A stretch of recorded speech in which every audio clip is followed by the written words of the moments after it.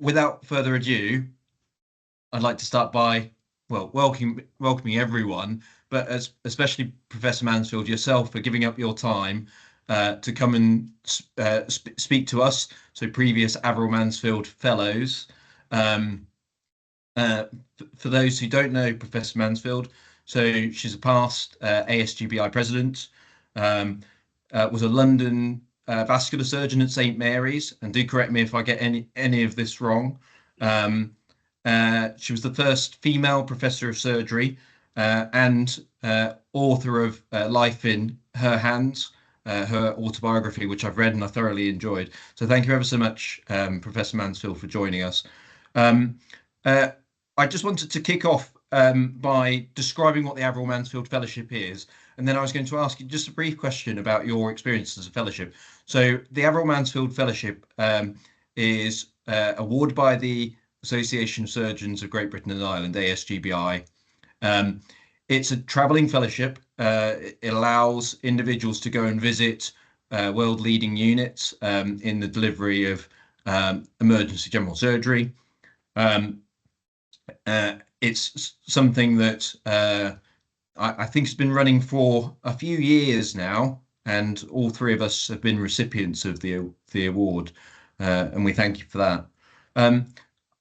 The question I wanted to ask Professor Mansfield is what you got from doing a fellowship during your career. I think it was just the most influential thing as far as I was concerned, because I was at the stage when I more or less finished training, although of course you never do, but you understand what I mean. Official training was pretty well over, and it was a tremendous opportunity to go to places that I'd only heard of and actually to participate. In mine, I was away for 10 weeks, which I think is probably a lot longer than most people would do now, but it was for 10 weeks. And I went to 10 different centres doing vascular surgery because that was my particular interest. And meet these legends of vascular surgery in person and have just the most magnificent time with them. They all were delighted to see a British surgeon coming over there to see what they were doing, and gave me huge hospitality, and I learned such a lot from it that I think it was influential really for the rest of my career. And just describe for us where exactly you went for your fellowship.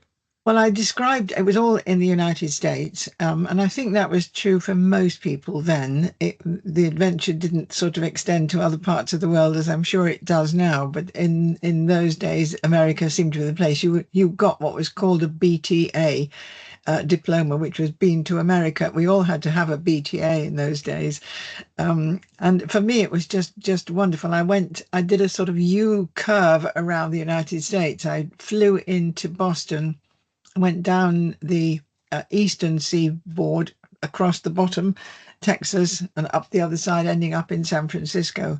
So I had 10 weeks in all, with 10 stops. It was quite exhausting. And the best thing, the best piece of advice I had was from my then professor, who said, tell them all that you're leaving on Saturday and tell the next people that you're arriving on Sunday. That way you will have 24 hours to yourself every week, because otherwise you'll be completely exhausted. You'll never be on your own.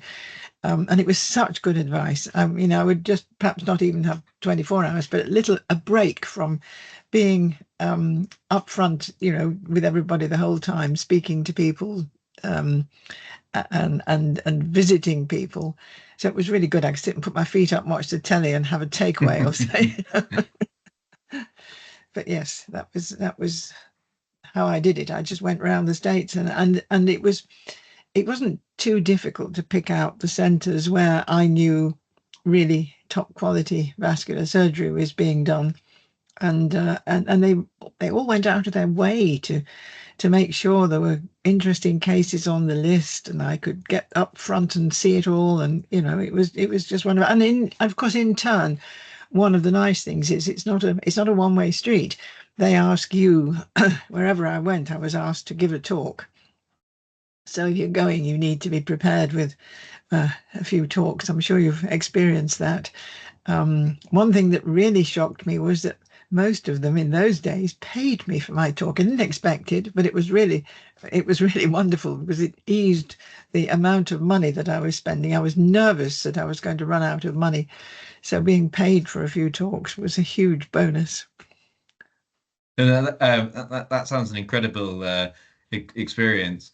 Um, my journey around the UK sounds slightly more abbreviated as a version of fellowship. But I'm going to use this point then to segue into just talking to Kellie and Hilary about their experiences Yes, yes. on the travelling fellowship.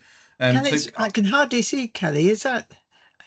Yes, Can you see yes. Kellie well? So Or? yeah, Kellie's definitely there.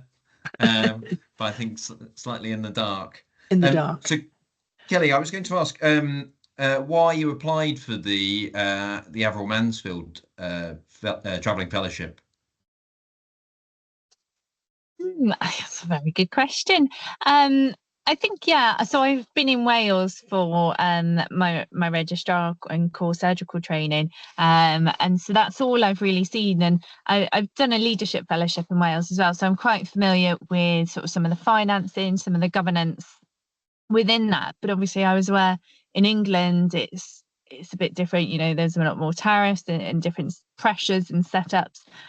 So yeah, I was quite intrigued to see how different units managed that and how that affected their productivity, their ability to get things done, and just see what was different, but also then what was the same. And then I did the same up in Scotland as well, and again to sort of get a bit of a comparison there to see how things changed and how the training different. If I can get into the weeds of that, so exactly where did you visit and how did you go about finding the places that you visit, and what kind of logistics went into organising it all?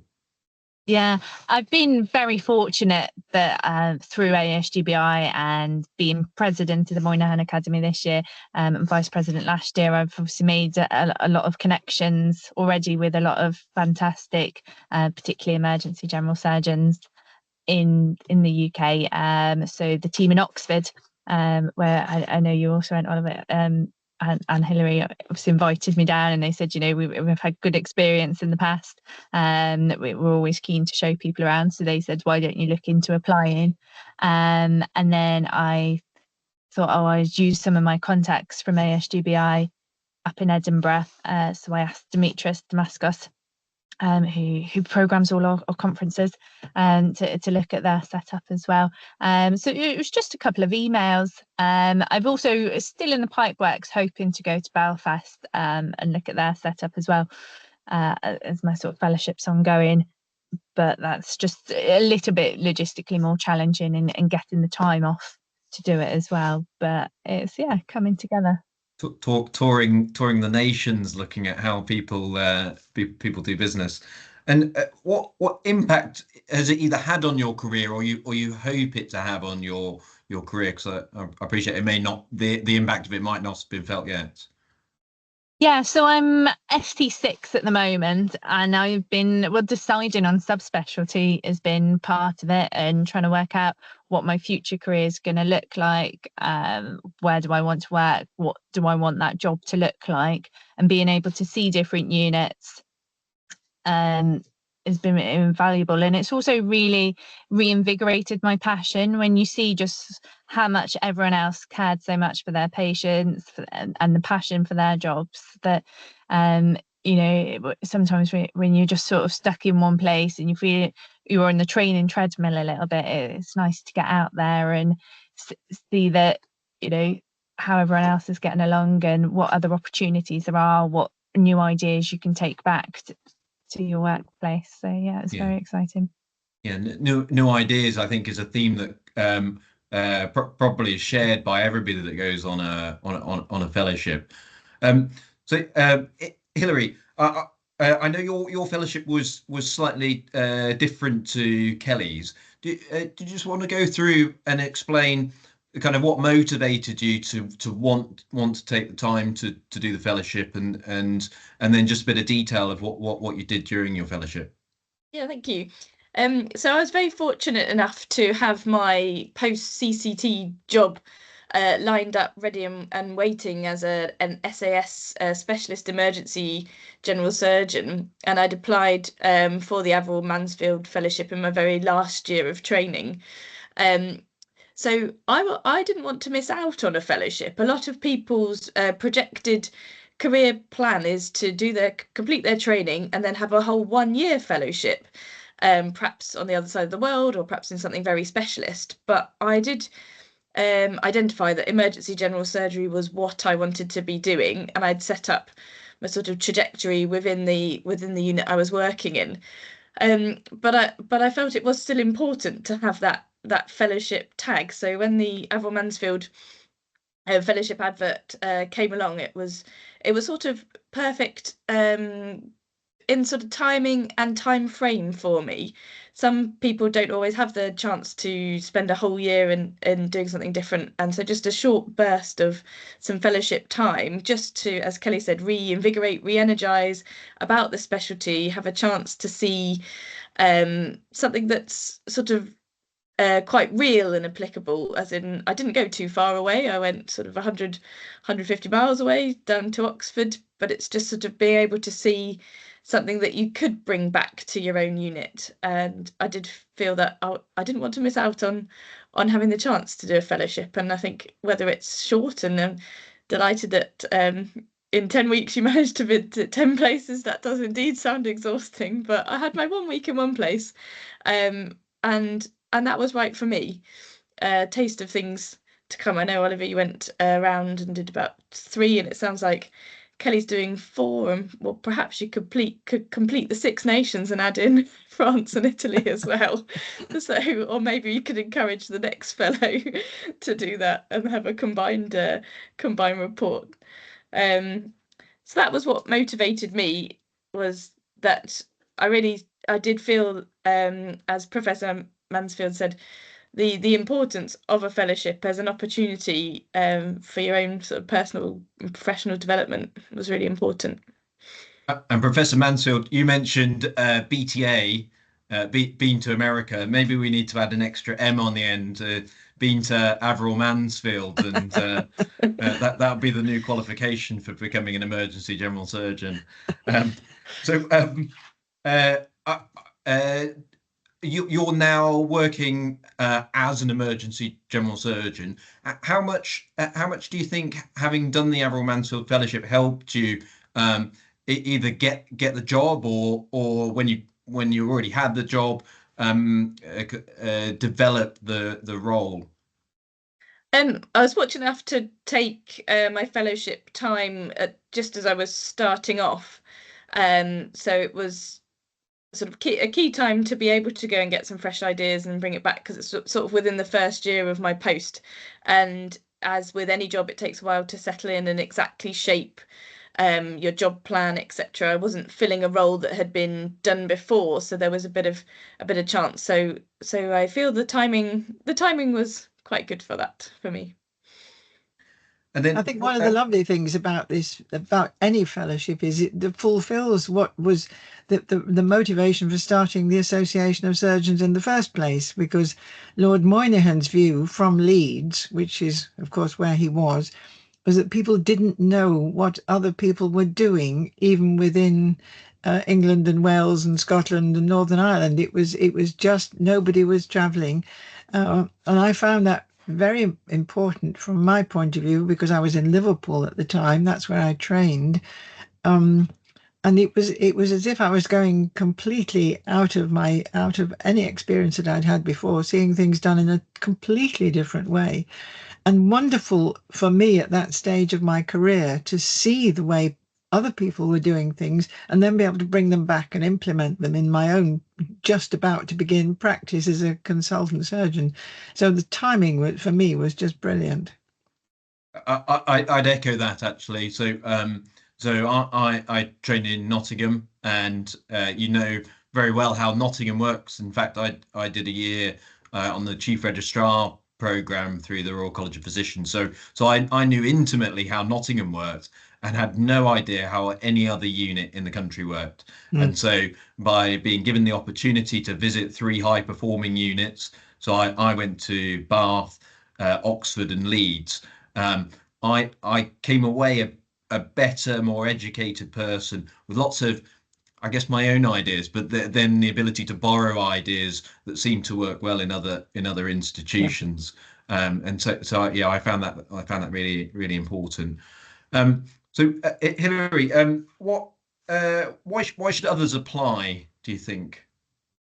So it's a fantastic opportunity, and I noticed that the grant has actually increased, and I think this will increase with increase opportunity as well. Perhaps there's chance to get a little further afield, but it's a personal choice whether near or far R is right for you and your particular objectives for what you want to achieve on your Averil Mansfield fellowship. It's something that can very easily slot in with, as Kellie mentioned, the training treadmill, whether that's if you're a locally employed doctor, SAS doctor, or a trainee.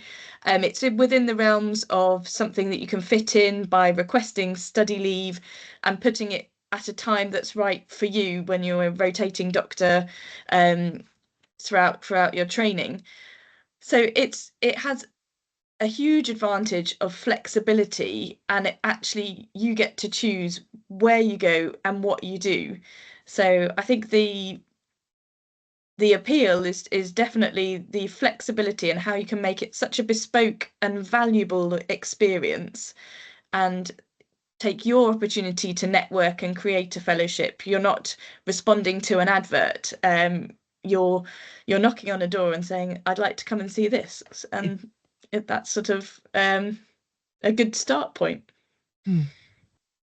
Yeah, that networking piece. It sounded like Professor Mansfield. You achieved a lot of that through your fellowship, and I imagine served you well during your career. I certainly found uh, people who I still to this day lean upon for advice and wisdom when it comes to looking at new things in emergency general surgery. So just to go into the details, so my understanding is the fellowship has now increased to £2,500, which is very generous. It looks like the scope has broadened as well, and maybe this is testament to the value of the fellowship to include not just the UK, but encouraging people to go abroad, as yourself, Professor Mansfield, did in your own career. I was going to wrap up by saying that if people are interested, they can go to the ASGBI website. So that's www.asgbi.org.uk, and there's an awards and fellowships section there. Applications are open at the moment. It's run annually, so the deadline this year is the 28th of February, 2025. But there obviously will be future opportunities. And they're inviting people to fill in a short online expression of interest, so that the ASGBI can consider potential future Averil Mansfield fellows. Wonderful.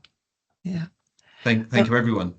Not at all. Thank you very much for doing this. It's been a lovely opportunity to talk about how very important such matters are, I think, in one's career, just to establish those relationships, as you said, with people you can then turn to in your future career. That's a huge part of it, having those relationships with other people. For me, that was very valuable indeed.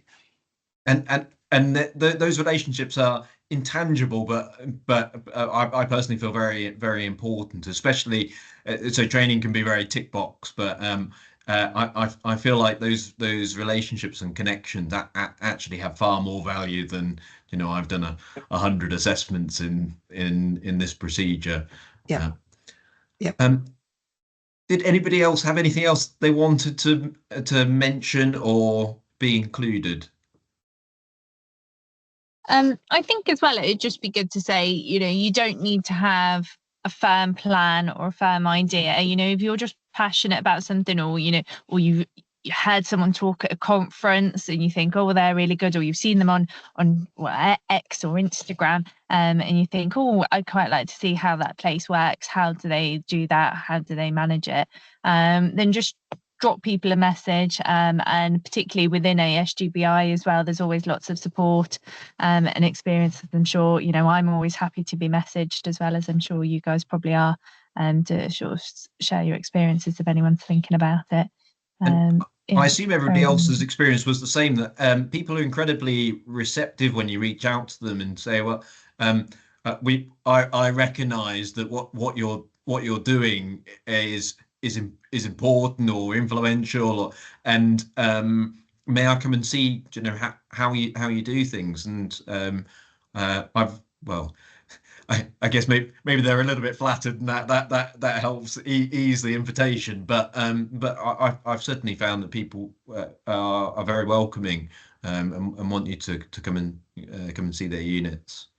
Yeah, that's true. That was true for me, certainly. Yeah. I certainly think it's probably worth mentioning that it's fantastic that it is an annual award, fellowship award, and we're very grateful for that opportunity. And I would say it is worth applying twice. I may have been testament to second time lucky following Mr. Oliver Young. But my thoughts and processes about what I wanted to do had changed over that year, and actually I applied on my second application. I had thought about a different unit that I wanted to see. So it is a fantastic opportunity, and like I said earlier, you can slot it to at any point in your career. They suggest sort of the later stages of training, but that it's also open to locally employed doctors and SAS doctors as well. And yes, always worth a second go. Yeah, so testament to tenacity as well. Yes. Well, thank you everyone for taking the time. Professor Mansfield, it's lovely to speak to you. Not at all. It's been lovely, Oliver. Thank you. You've conducted it beautifully, so thank you. Thank you.